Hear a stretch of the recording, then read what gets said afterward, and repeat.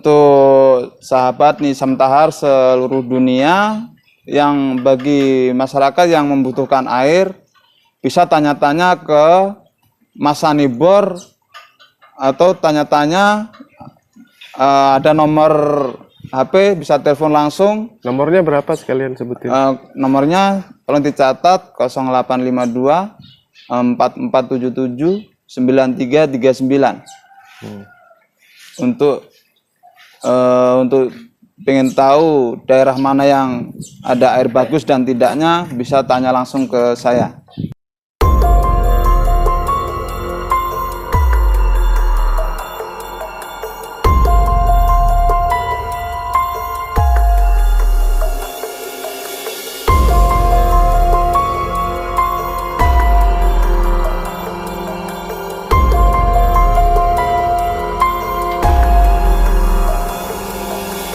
Assalamualaikum warahmatullahi wabarakatuh.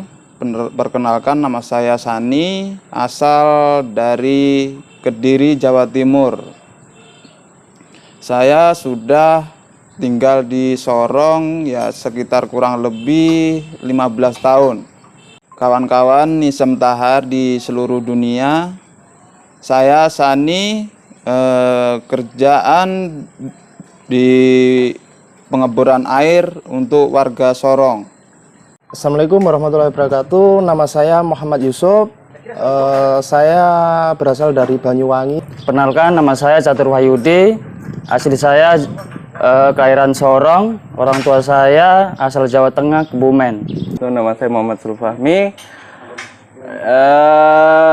Asal saya Makassar. Makassar, Kabupaten Pangkep. Nama saya Edi Andra, tinggal di Kabupaten Sorong.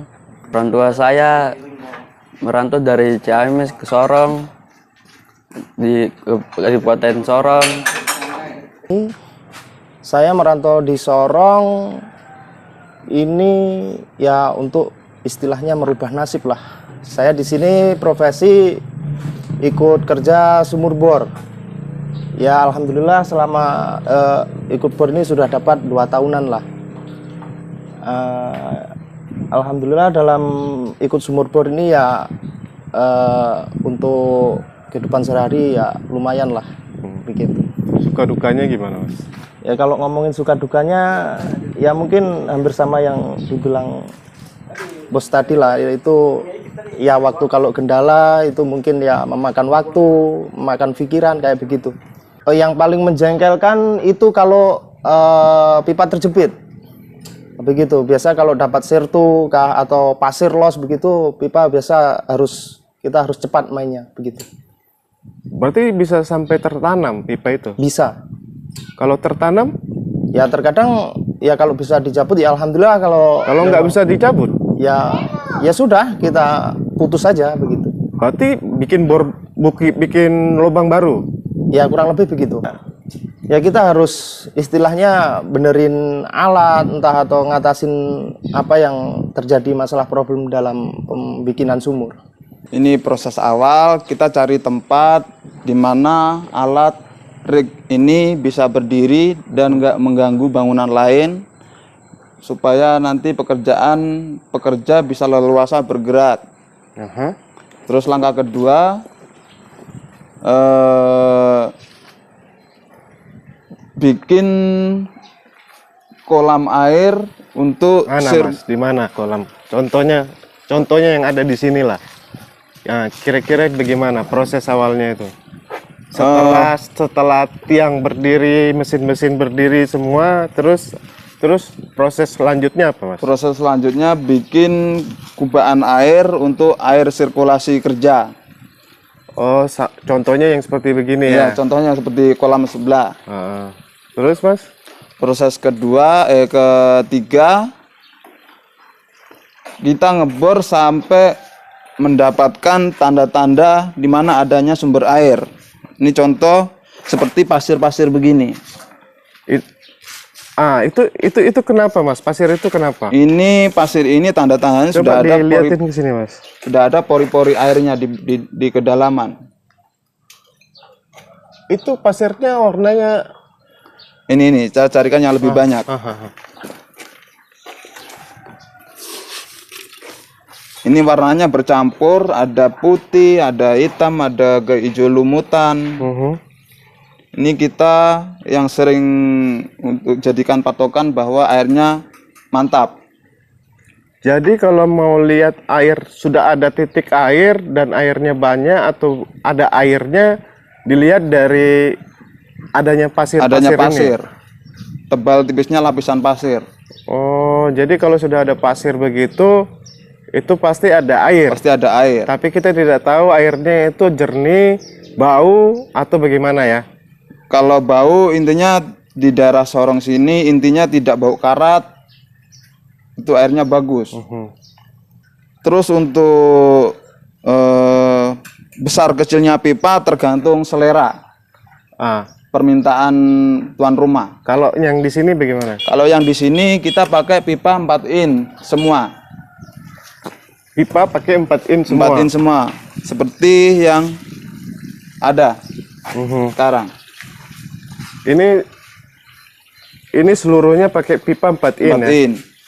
Terus Untuk hasil airnya seperti yang di sini.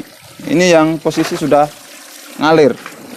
Ini tinggal pengurasan sedikit sudah mantap. wah, airnya besar sekali nih, Besar. Mas. Ini pakai pompa 3 in. Pompa 3 in sini. 3 in, pompa celup. Pompa celup. Iya. Coba dirasa airnya, Mas. Bau atau bagaimana? Airnya tawar bagus. Bagus ya? Bagus. Memang andalan suci, Mas Sani. Sudah berapa lama sebagai seorang juru pengebor air di Kota Sorong ini, Mas? Saya menggeluti profesi seperti tukang bor itu dari 2006. Jadi sudah lama sudah lama di Kota Sorong ini ya. Jadi ceritanya bisa hijrah dari Kediri ke Kota Sorong, ceritanya piye, Mas? Merantau. Ya iya merantau.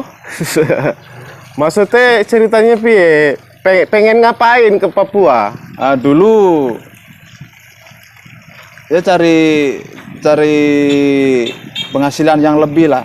Oh iya. Proses untuk mendapatkan air ini tuh kan luar biasa, butuh kesabaran, butuh ketelatenan ya, Mas Iya, ya. betul. Suka dukanya Mas sebagai seorang pengebor air ini bisa diceritain, Mas? Suka sukanya ya kita ngebor kalau cepet dapat sumber, dapat pasir itu sukanya nggak makan waktu lama.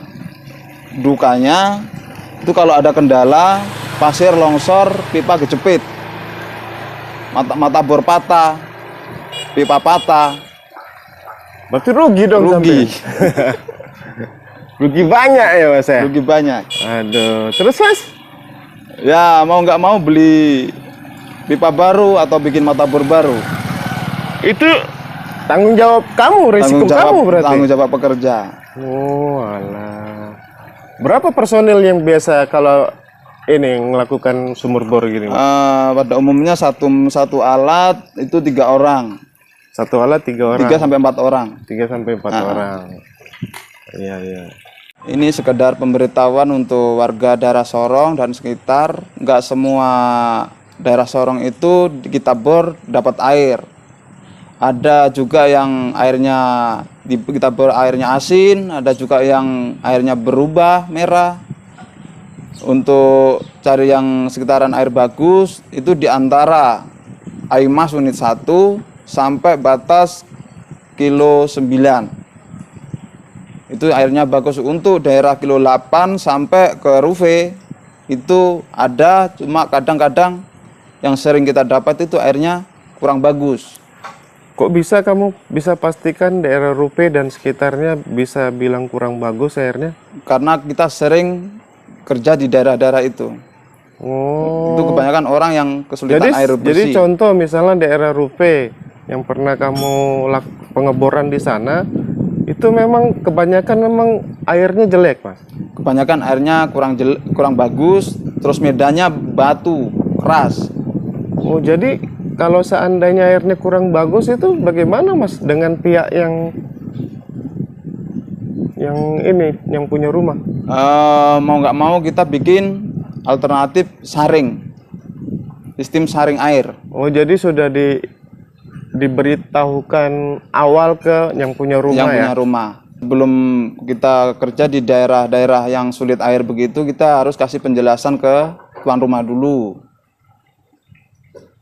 Air yang kurang bagus itu mau saring apa tidak begitu. Itu kalau memang tidak dapat air, itu seandainya di Rupe tidak dapat air, nanti bisa dicari di lokasi yang baru lagi. Bisa dicari lokasi baru yang sekiranya ada air. Ini saya ngebor di Moyo dengan kedalaman 100 meter. Terus posisi pompa masuk di kedalaman 40 meter. Supaya dia terendam air agak dalam supaya nggak telat. Terus nggak begitu juga. Terus kadang permintaan, ini contoh kasus permintaan biasanya tuan rumah itu minta kedalaman bahkan lebih dari 100. Itu pun nggak menjamin bahwa di kedalaman 100 lebih itu kita mendapatkan air. Karena patokan kita adalah di mana di kedalaman, bahkan kedalaman kurang dari 100 pun kita sudah dapat air yang bagus. Kenapa kok tadi kan Mas bilang kedalaman 100 meter, baru sumur pompa airnya itu di kedalaman 30-an meter. Kenapa kok harus begitu Mas? Kenapa kok tidak 80, 90 begitu? Kenapa? Kalau kita taruh di kedalaman 80, pas kena pori-pori air nanti terkancing kehisap pasirnya kehisap. Oh, jadi malah merusak kipas dari pompa. Oh, begitu.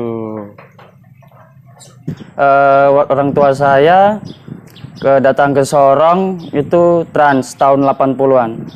Saya menggeluti pengeboran sudah 5 tahun mengikuti Bosani.